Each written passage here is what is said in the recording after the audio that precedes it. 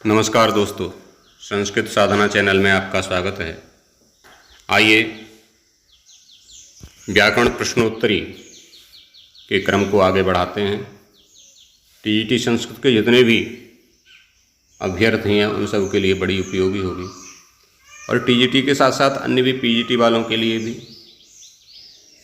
दिल्ली की जो परीक्षा आने वाली है उसके लिए भी ये महत्वपूर्ण प्रश्न है। आइए देखते हैं इन प्रश्नों को और अपना जो विश्वास है उसको और दृढ़ करते हैं कि हमारी तैयारी बहुत अच्छी चल रही है। विश्वास को बनाए रखें, परीक्षा आने वाली है। विश्वास जितना प्रबल होगा आपकी परीक्षा उतनी ही अच्छी होगी। देखिए, अब जल शब्द के रूप कितने वचनों में चलते हैं? 1999 में ये प्रश्न पूछा गया था। केवल एक वचन में, केवल बहुवचन में, केवल द्विवचन में या इनमें से कोई नहीं। तो ये नित्य बहुवचनांत है, केवल बहुवचन में चलते हैं।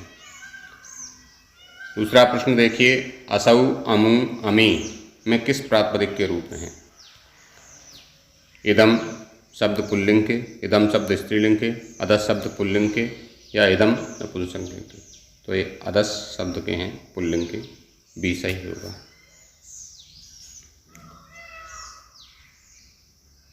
निम्नलिखित वर्गों में चतुर्थी विभक्ति के रूप किस वर्ग में है? चतुर्थी विभक्ति के रूप किस वर्ग में है?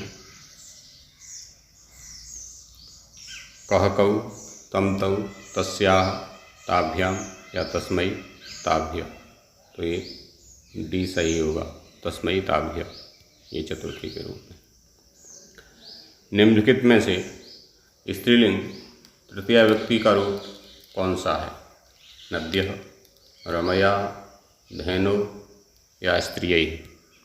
तो ये तृतीया विभक्ति का पूछा है, ये रमया हो जाएगा, क्योंकि नदी शब्द का रूप प्रथमा में नदी नद्य रूप बनता है और रमा शब्द का तृतीया विभक्ति में बनता है रमया, रमाभ्याम, रमाभि। आगे देखिए, सर्वनाम शब्द तत्पुल्लिंग प्रथमा विभक्ति बहुवचन का रूप क्या होगा? तो तानी होगा या तत् होगा या ते होगा या इनमें से कोई नहीं। तो सह, तौ, ते, ये ते हो जाएगा। आगे देखिए, युष्मत् शब्द पंचमी विभक्ति बहुवचन का रूप क्या होगा? युष्मत् शब्द पंचमी विभक्ति बहुवचन का रूप, तो युष्मत्, युष्मभ्यम, युष्माभिः या युष्मत् क्या होगा? तो युष्मत् होगा, युष्मत्।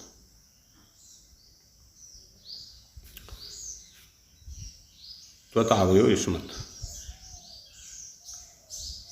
भू धातु का भवत रूप कहाँ का होगा? विधि लिंग लकार मध्यम पुरुष बहुवचन का, लंग लकार मध्यम पुरुष बहुवचन का, लोट लकार मध्यम पुरुष बहुवचन का या लोट लकार प्रथम पुरुष एक वचन का। तो भवतु, भवताम, भवन्तु, भव, भवतम, भवत, लोट लकार मध्यम पुरुष बहुवचन का होगा। अगला प्रश्न देखिए, चुर धातु का चोरयतम रूप है। चुर धातु का चोरयतम लट लकार मध्यम पुरुष द्विवचन का है, लोट लकार मध्यम पुरुष द्विवचन का है, विधिंग लिंग लकार मध्यम पुरुष द्विवचन का है या लंग लकार मध्यम पुरुष द्विवचन का है। तो ये विधि लिंग लकार मध्यम पुरुष द्विवचन का हो जाएगा।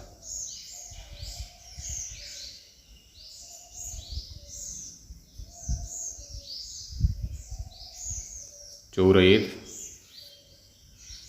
चोरयेत, चोरयेताम, चोरयेयुः, चोरय, चोरये, चोरयेतम, ये नहीं होगा। ये होगा चोरयत, चोरयतात, चोरयताम, चोरयन्तु, चोरय, चोरयतम, चोरयत। लोट लकार मध्यम पुरुष द्विवचन का, ये बी सही होगा। लव धातु लट लकार प्रथम पुरुष एक वचन में क्या रूप होगा? लव धातु लट लकार प्रथम पुरुष एक वचन में, तो लभते बनता है, लभते, लभेते, लभन्ते, लवसे, लभेते, लभद्वे, लभे, लभावै, लभामहे। ये बनेगा। तो क्या बनेगा प्रथम पुरुष एक वचन में लभते।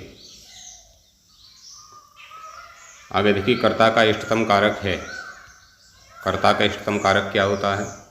इष्टतम कारक होता है कर्म। इत्थंभूत लक्षणे से संबंधित विभक्ति है। द्वितीय विभक्ति है, चतुर्थी विभक्ति है, तृतीय विभक्ति है, पंचमी विभक्ति है। तो इत्थंभूत लक्षणे से संबंधित तृतीय विभक्ति है। इसका उदाहरण है जटाभिस्तावसः। प्रजाभ्य स्वस्ति में चतुर्थी विभक्ति का सूत्र है। तो प्रजाभ्य स्वस्ति में जो चतुर्थी हो रही है प्रजाभ्य में, इससे किस सूत्र के द्वारा हो रही है?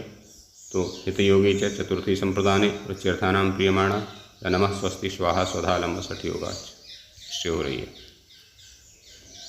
चौरात विभेति में पंचमी विभक्ति सूत्र करने वाला, पंचमी विभक्ति करने वाला कौन सा सूत्र है? तो पंचमी विभक्ति है, आख्यातोपयोगी है, जनी कर्तु प्रकृति है, या भीतराथानाम भय हेतु है। तो भीतराथानाम भय हेतु इसका सही हो जाएगा।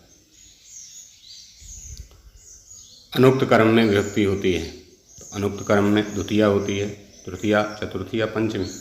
तो ये द्वितीय होती है अनुक्त कर्म में। कर्मणि द्वितीय, अनुक्ते कर्तरि द्वितीय, कर्मणि द्वितीया स्यात्। पादेन खंजः में तृतीय विभक्ति किससे हुई है? ईनामिका कारण से, साधकत्वम करणम से, सहयुक्त प्रधाने से, कर्तृकर्णीय तृतीया से। तो ये ईनांग विकार सही होगा। बलिम याचते वसुदाम, यहाँ बलि की कर्म संज्ञा विधायक सूत्र है। कौन सा सूत्र है बलि की कर्म संज्ञा विधायक? अकथम च।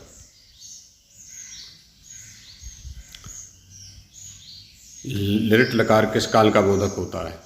लिट लकार किस काल का बोधक होता है? भूतकाल का बोधक होता है, आज्ञार्थक है, भविष्यकाल का बोधक होता है, वर्तमान काल का होता है।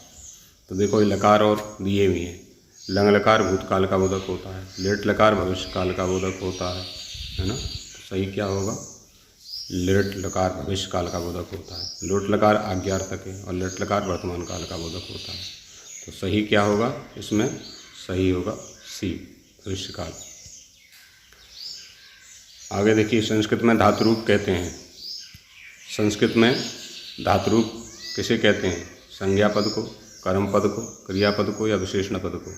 तो क्रियापद को कहते हैं धातुरूप। इनमें से कौन सी धातु सकर्मक नहीं है? माने कौन सी धातु अकर्मक है? पठ, हन, लिख या नृत्य। तो ये सही हो जाएगा, नृत्य धातु अकर्मक है। गच्छेद किस लकार का रूप है? गच्छेद किस लकार का रूप है? लट लकार का, लंग लकार का, लोट लकार का या विधिलिंग लकार का? तो गच्छेद, गच्छेताम, गच्छेयुः, ये विधिलिंग लकार का हो जाएगा। डी सही होगा। भूधातु लट लकार प्रथम पुरुष एक वचन का क्या रूप होगा? लट लकार प्रथम पुरुष एक वचन का रूप पूछा गया है। तो भवति, भवता, भवन्ति ऐसे चलते हैं, तो भवति हो जाएगा। सखी शब्द का प्रथमा बहुवचन का क्या रूप होगा?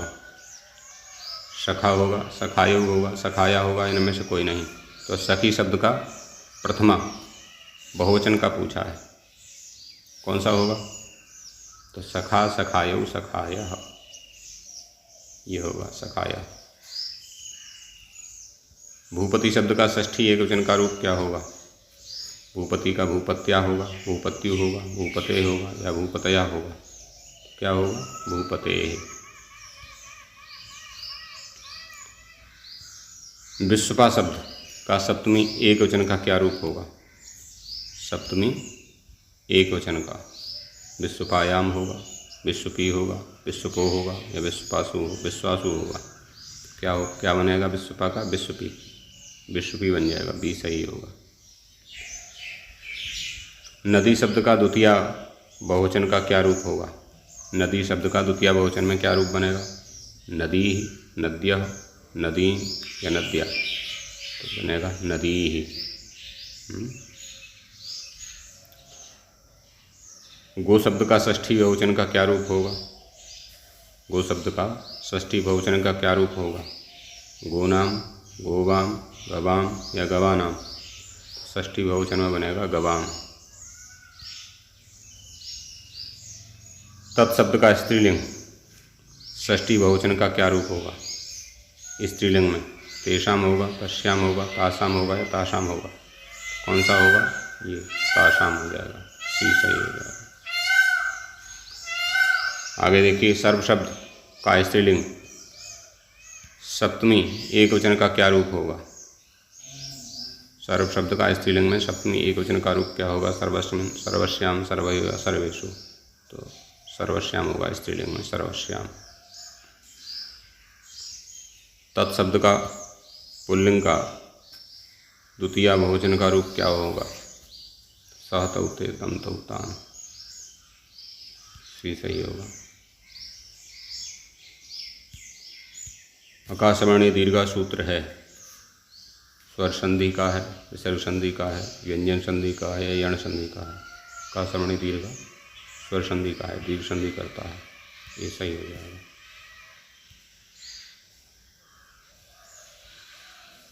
अहम ग्रामम गच्छसि, अशुद्ध वाक्य का शुद्ध वाक्य क्या होगा?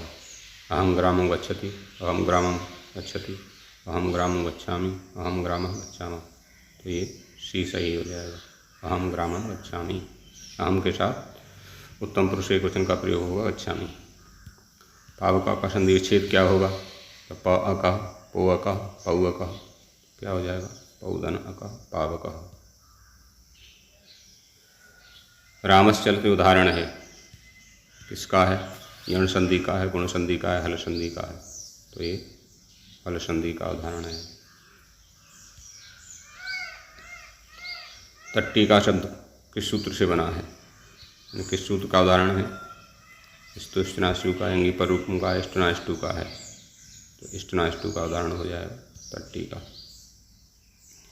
शिवोर्चा का संधि विच्छेद क्या होगा? शिवोर्चा का संधि विच्छेद शिवसर्चा, शिवोर्चा, शिवर्चा या शिवश्चा, तो क्या हो जाएगा? शिवस प्लस अर्चा, ये सही हो जाएगा। आगे देखिए, मनोरथा का संधि विच्छेद। मनोरथा का संधि विच्छेद 2001 में आया है। मनोरथा, मनरथा, मनसरथा, मनरथा। तो ये मनोरथा का संधि विच्छेद होगा मनस प्लस रथा। और ये अधिहरि में समास है। अधिहरि में कौन सा समास है? अव्ययीभाव है, केवल समास है, तत्पुरुष है, बहुव्रीहि। तो अरौ अधि, अधिहरि, अरौ इति अधिहरि, ये अव्ययीभाव समास का उदाहरण है। ये प्रश्नोत्तर आपने देखे और बहुत से प्रश्न आपको तैयार भी हुए होंगे, और आपकी तैयारी किस तरह चल रही, इन प्रश्नों का समाधान कैसे होगा, ये भी इससे आप ठीक तरह से समझ पा रहे हैं। अगली कड़ी में फिर मिलते हैं, तब तक के लिए नमस्कार, धन्यवाद।